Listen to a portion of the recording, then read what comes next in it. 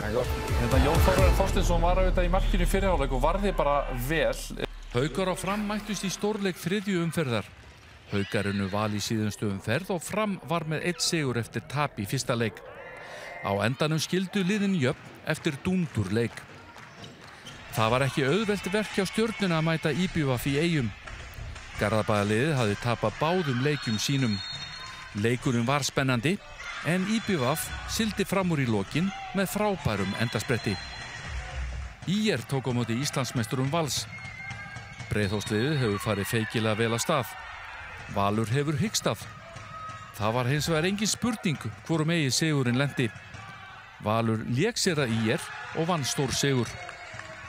Selfoss tók á móti KA Þór í mjög sveiflukendum leik. Á tímabili var Akureyrarliðið með góða forystu, en þá tók Selfoss við og komst yfir. En að lokum vann KA Þór og er eina liðið með fullt hús stiga.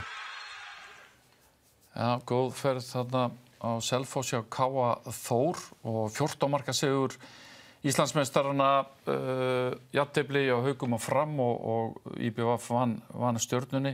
Jón Þór Þorsteinsson var auðvitað í markinu í fyrri hálfleik og varði bara vel.